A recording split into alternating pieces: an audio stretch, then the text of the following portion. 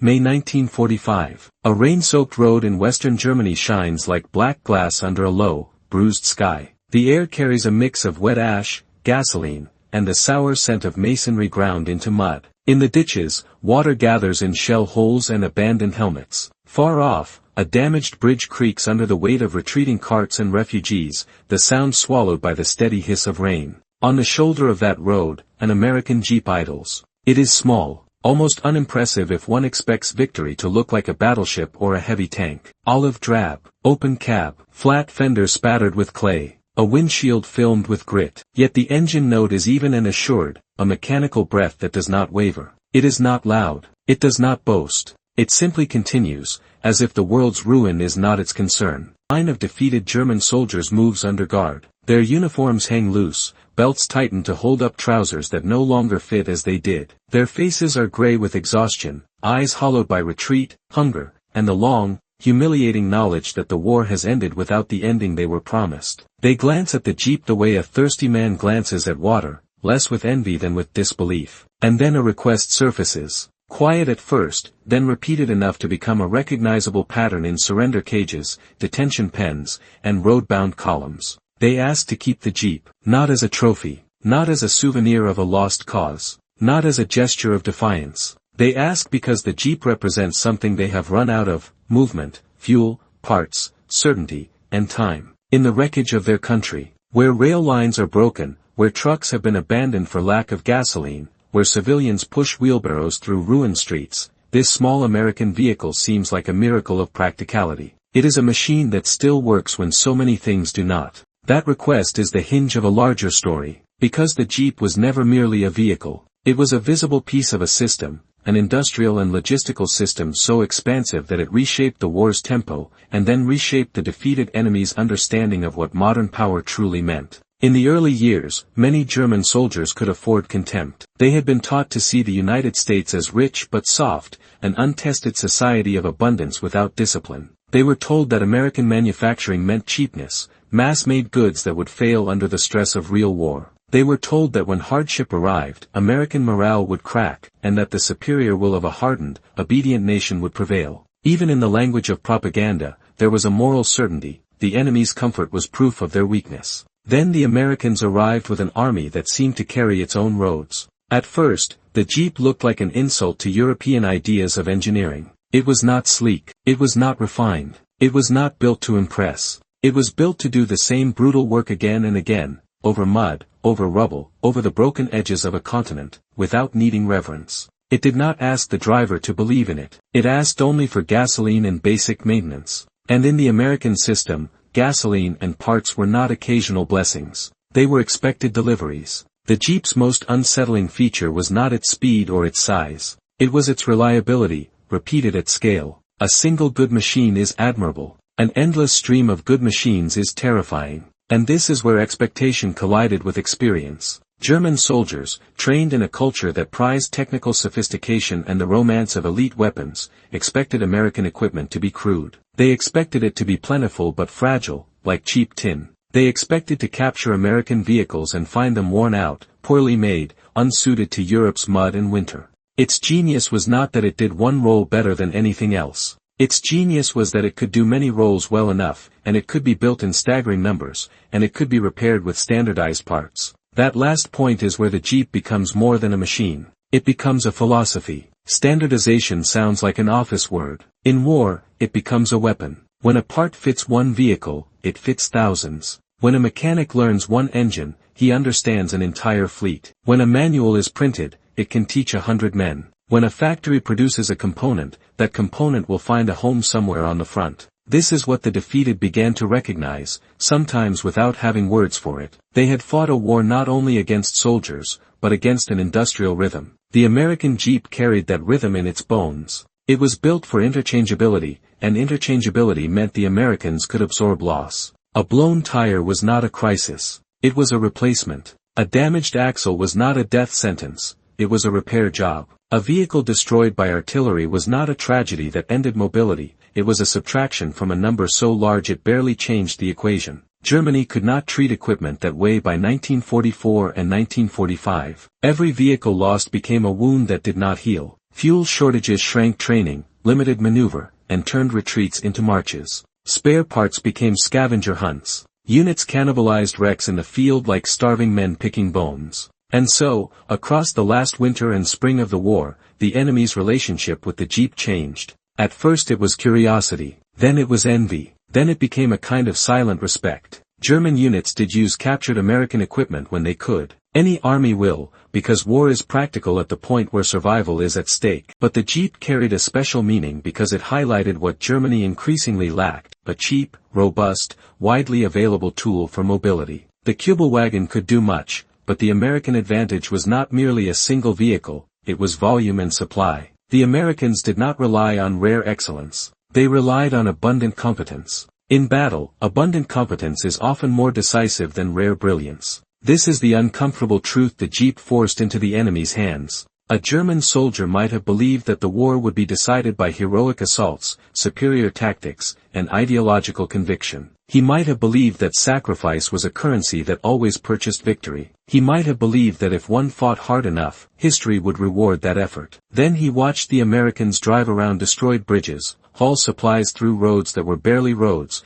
and appear again tomorrow with the same calm efficiency. The Jeep was not glamorous, but it was everywhere. And everywhere becomes its own kind of terror. When you see a vehicle so often that it seems to multiply in your memory, you begin to suspect that you are fighting not an army but a reservoir. By late 1944, some German soldiers believed, half seriously, that Americans had so many Jeeps that each man must have one. Whether or not a particular prisoner said it in a particular cage mattered less than the fact that the idea felt plausible. That is how overwhelming American production and mobility appeared from the collapsing edge of the Axis war effort. The Jeep's engine note became a recurring sound of defeat. It was the sound of an enemy who did not need to pause. It was the sound of a front that could be supplied. It was the sound of a command structure that could move, inspect, coordinate, and exploit. And for the men who had been taught to see American abundance as moral weakness, that sound began to carry a different message. Abundance, when organized, becomes freedom of action. Freedom of action in war is everything.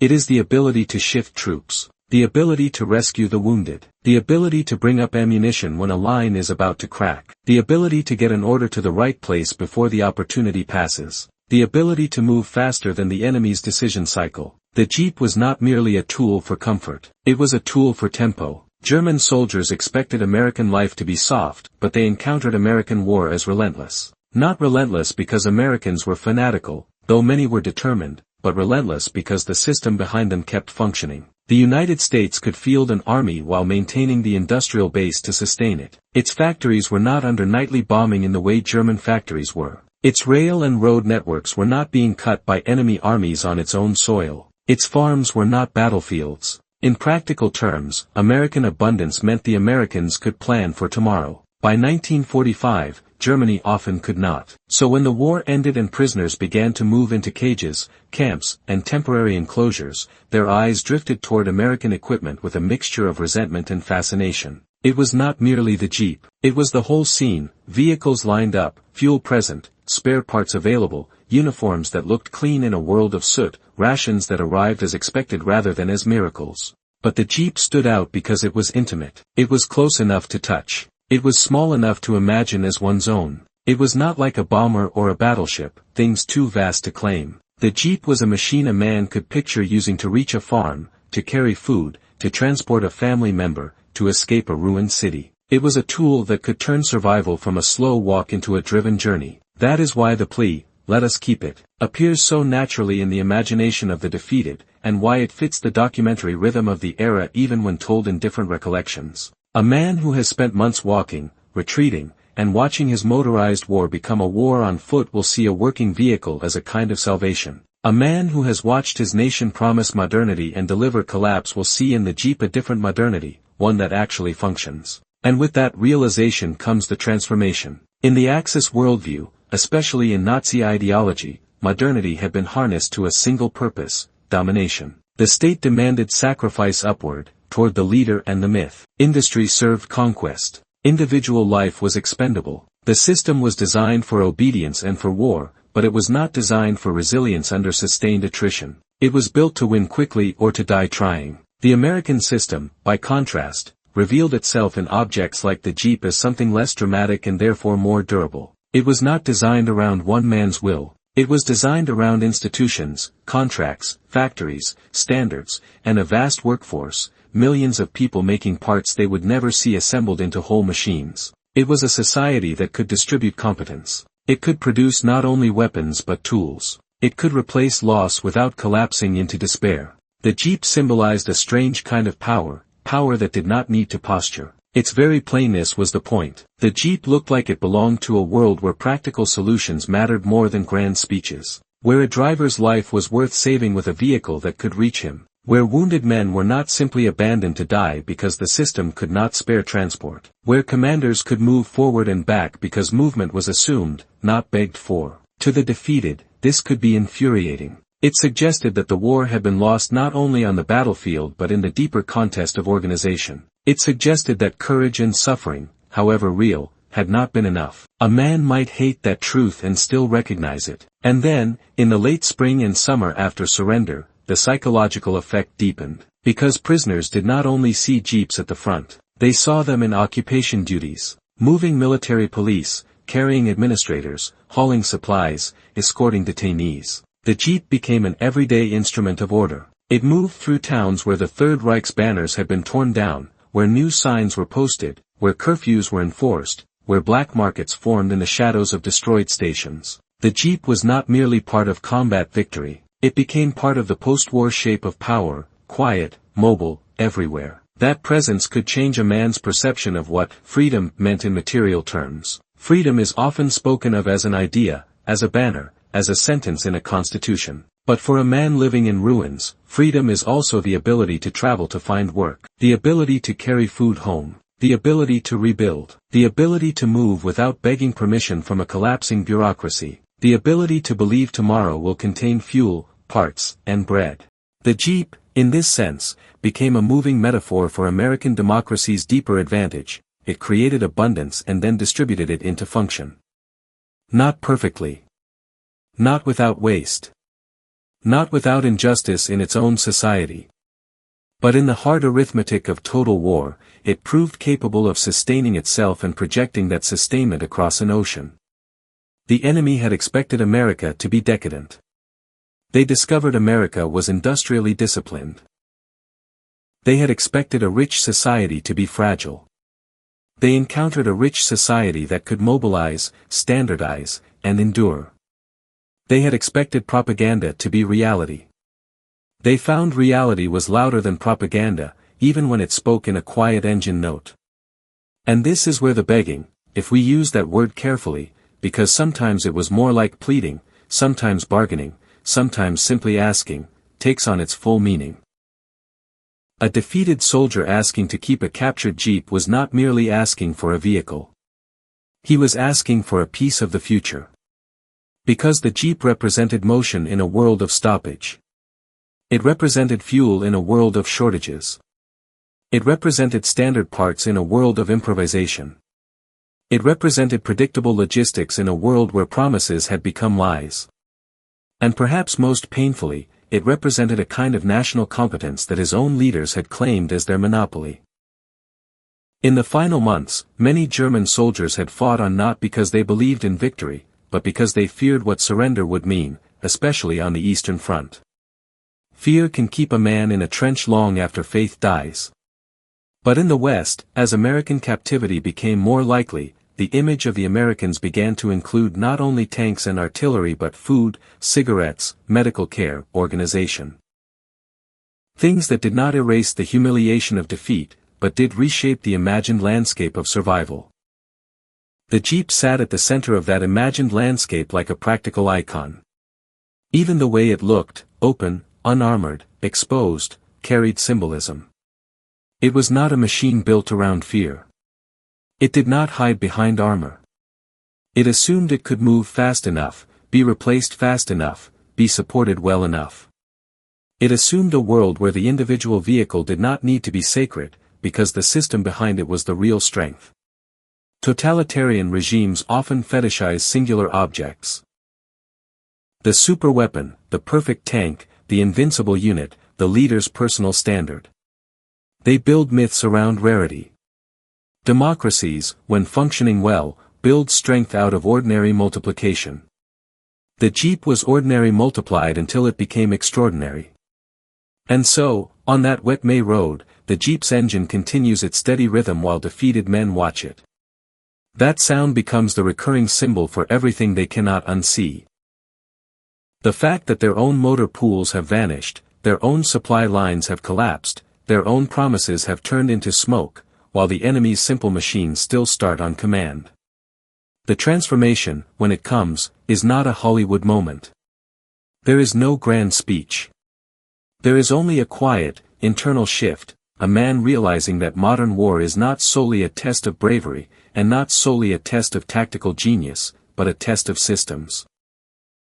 Of whether a nation can feed its armies, move them, repair them, and keep doing it month after month while the enemy's capacity shrinks.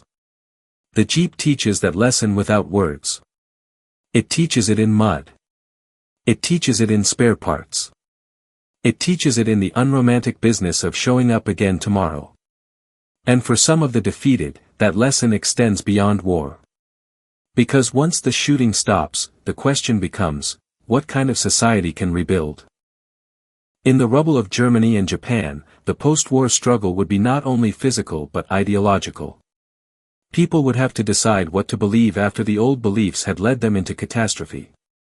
They would have to decide what kind of governance could prevent another descent into militarism and ruin. They would have to decide whether freedom was merely an enemy slogan or a practical structure that could deliver stability. Here, too, the Jeep's symbolism lingers. A society that produces tools for ordinary use, tools that empower movement and work, suggests a certain relationship between the individual and the state. It suggests that power can be distributed rather than hoarded. It suggests that the purpose of organization is not only control, but capacity to build, to move, to repair, to sustain. In the years after the war, the Jeep's silhouette would appear in many places and many hands. It would be repurposed, adapted, painted over, used in agriculture, in police work, in rebuilding projects. It would outlive the uniforms that first rode in it. It would become a civilian idea as much as a military one, a machine that could go where roads were poor and work needed doing. That afterlife is part of the story's final weight. Because the enemy soldiers who wanted to keep the Jeep were, in their own broken way, acknowledging that the war's outcome was not only a matter of armies but a matter of how nations organized life. They had fought for an ideology that promised destiny through conquest. The Jeep suggested a different kind of destiny, prosperity through production, stability through institutions, and strength through a system that could sustain ordinary people and ordinary tasks. It is possible, of course, for a man to admire a tool and still resent its owner. It is possible for him to want the Jeep and still hate the flag painted on its hood. Defeat is complicated. Pride does not evaporate neatly. But objects have a way of cutting through self-deception. When a man is hungry, he does not debate the ideology of bread. When a man is exhausted, he does not debate the philosophy of transport. He reaches for what works. And the Jeep worked. That is the heart of what really happened. Beneath the dramatic phrasing, enemy soldiers encountered an American technological advantage that was not a secret weapon, but a secret principle, mass practical capability. They began the war believing they faced a soft enemy. They ended it staring at a small vehicle that embodied an entire industrial civilization. The Jeep's engine note, steady in rain, steady in mud, became the sound of that civilization's advantage. In the epilogue, the rain continues to fall. The column continues to move. Guards call directions. Boots slap wet pavement. Somewhere a mother and child push a handcart through debris, eyes lowered, too tired to look up at either victors or prisoners. The Jeep, still idling, still ready, still unbroken, becomes a quiet poem in metal. Because freedom, in the end, is not only the right to speak or vote, though those rights matter. In the wreckage of total war, freedom is also something more basic. The presence of options. The ability to move. The ability to work. The ability to rebuild. The ability to trust that tomorrow will arrive with fuel, food, and tools instead of empty promises. The defeated soldiers begged to keep the Jeep because they saw, in that plain machine, a glimpse of a world that could still function after the world had ended. And the engine's steady rhythm answered them, not with pity, not with cruelty, but with the indifferent truth of abundance organized into motion, that a system built to serve ordinary life can outlast a system built to worship power. That is what the Jeep carried across Europe. Not just men. Not just supplies. But a lesson, spoken in a simple sound that did not stop when empires fell.